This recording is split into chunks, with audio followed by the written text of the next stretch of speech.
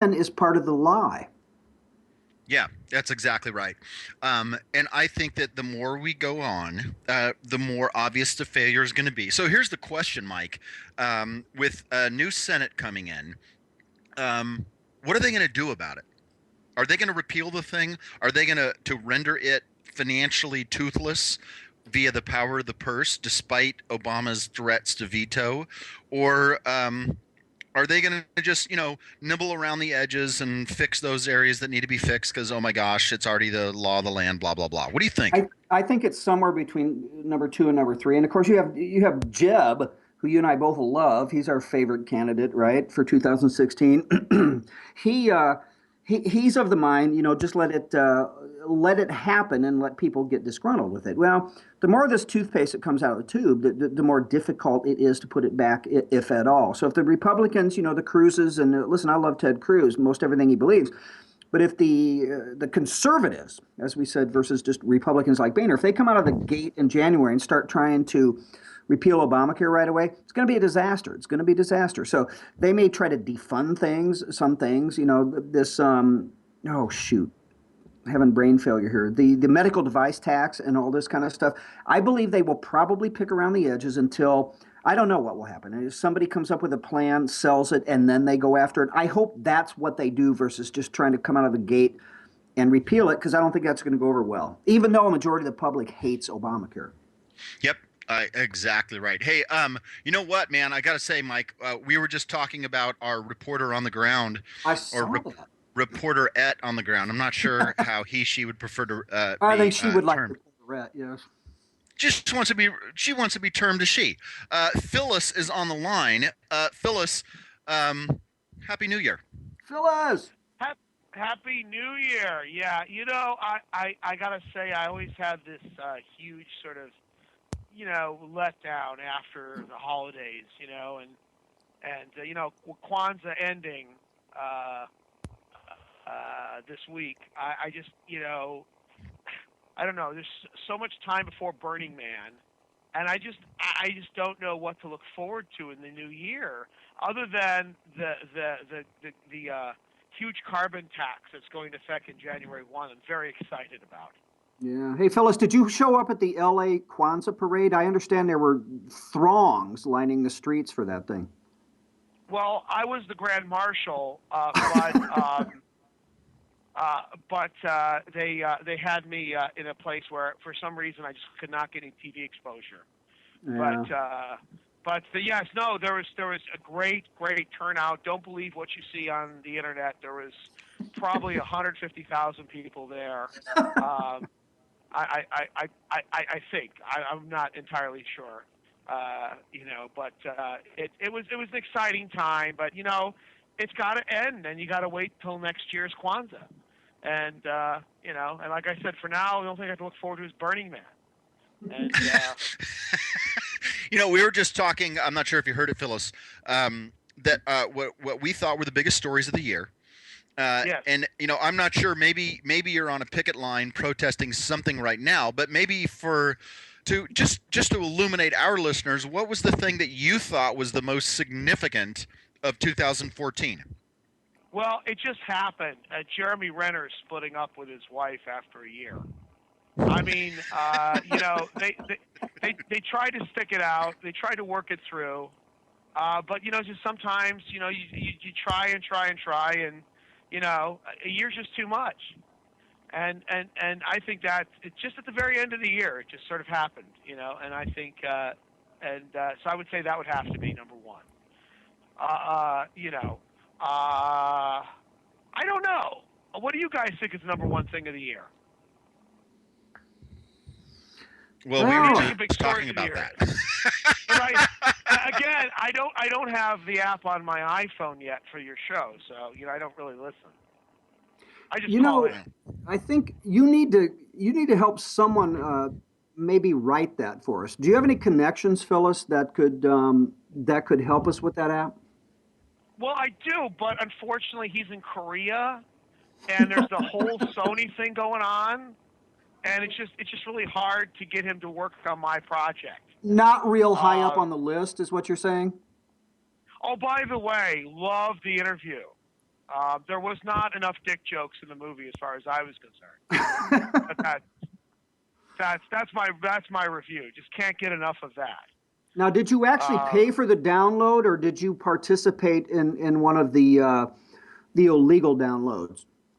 No. I wanted to make sure my money got to the appropriate people that made such a masterpiece. So I paid the $15 on Google, and boy, was I not upset about that decision.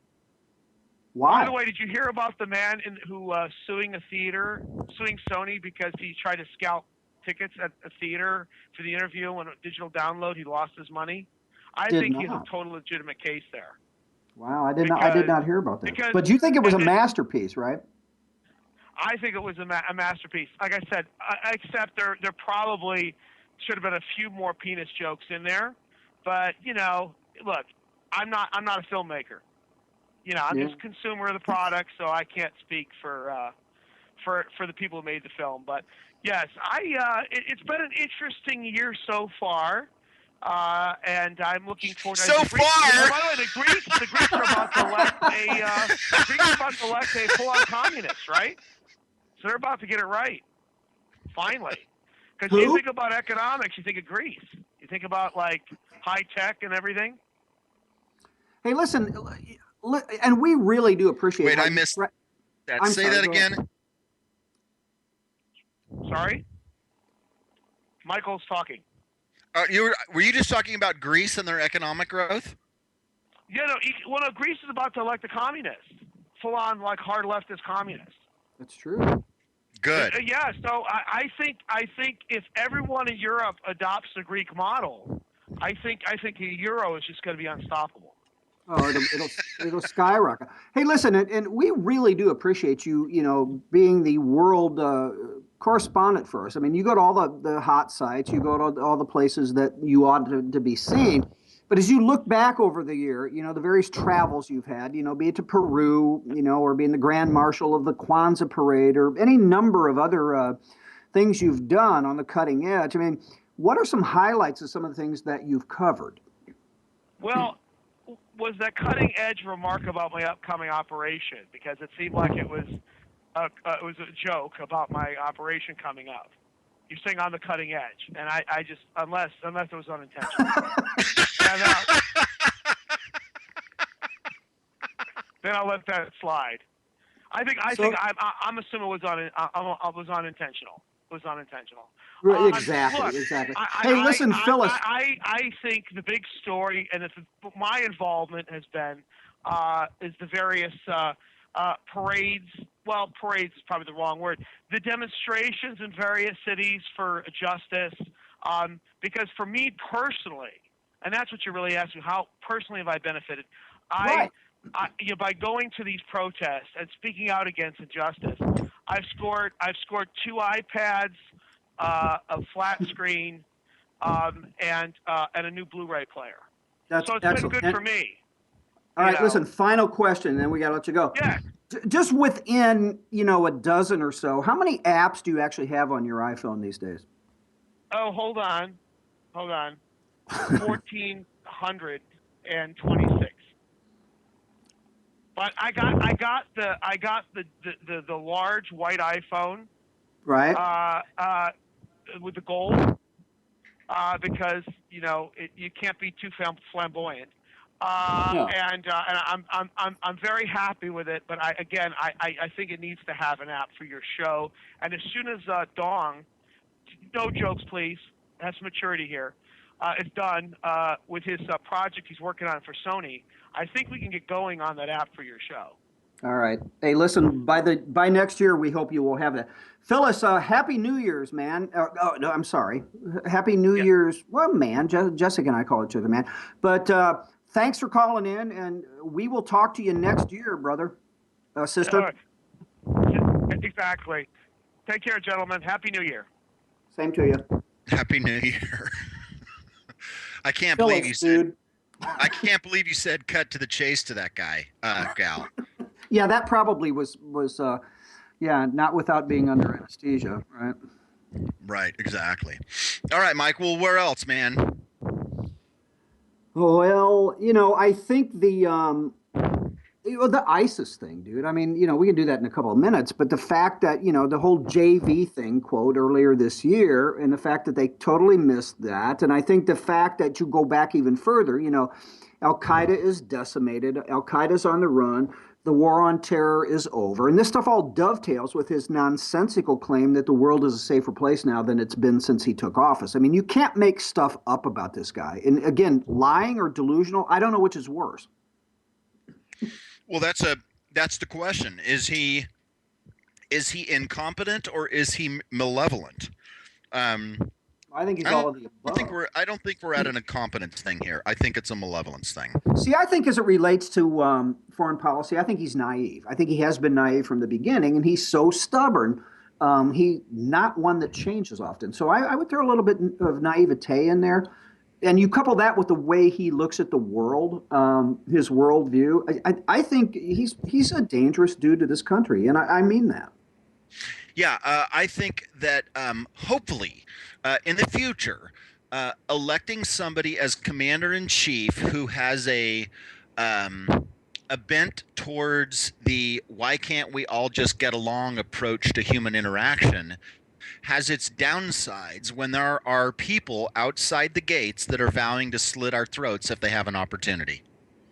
Yeah, and he thinks, be nice, apologize, treat him with respect, say Taliban instead of Taliban, and Pakistan instead of Pakistan.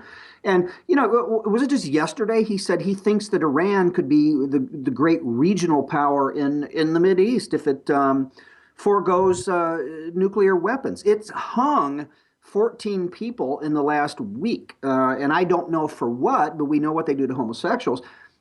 I think that's not delusion right there. I think it's listen, all the stuff about calling him a Muslim and everything is ridiculous, but he is definitely sympathetic and empathetic to Islam. I don't think there's any doubt about that.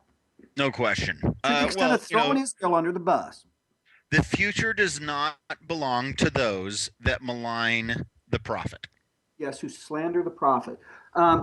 That's just unbelievable when you really put it in the context of what's going on. So I don't know, man. It's going to be an interesting year, and we're going to have a great year on the show, I think. So I think some good things are going to happen. I believe so too. I like the you know what I like, man? I like having people on that are so much smarter than we are. Or at least, I mean, I don't mean to speak for you. I consider them not all of them, certainly not all of them, but some of them almost as smart as us, right? Well, you know what? I got to be candid. I mean, I can play. No, I agree. Play that super big ego thing for fun, but there have been some folk, bigger brains than mine. Oh, there's no question, and I'm joking as well. What do you mean? There's no question. Well, no, I mean as it relates to me as well. Oh, of course, as it relates to you, but I'm saying as it relates to me as well. No, but you go back and just think. I mean, Andrew Klavan and Gabriel and Tapson and some of these people. We are very fortunate to have the guests on our show that we do. Nick Searcy. I mean, just go down the list, man. We've had some great guests. Yeah, super fun. Well, obviously, as soon as our PayPal account becomes unsuspended and we can start doling out the dollars again, we can get guys like that back, I'm sure. I think you're probably right. Right. All right, Mike. So how are you going to do for 3 days having no place to vent verbally? You going to be all right? I don't know. Like I said, maybe I'll just, plop the microphone here on the counter in the opulent studio and just pretend I'm on air just to kind of, kick out what I need to kick out. What about you? Is maybe just sit your wife down and just talk at her for 90 minutes. Yeah, you'd probably never hear from me again if I did that. I know. Yeah, my mom was like, hey, so what are you going to do if you don't have your radio show? And I'm like, well, probably just get in my car and drive around town. Anyway, hey, we are completely out of time. This is The Right Mics with Mike Miller and Michael Hausum for 2014 signing off.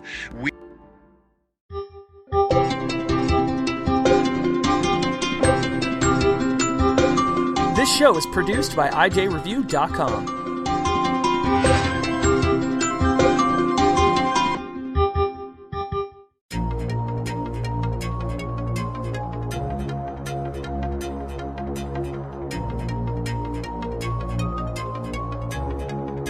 This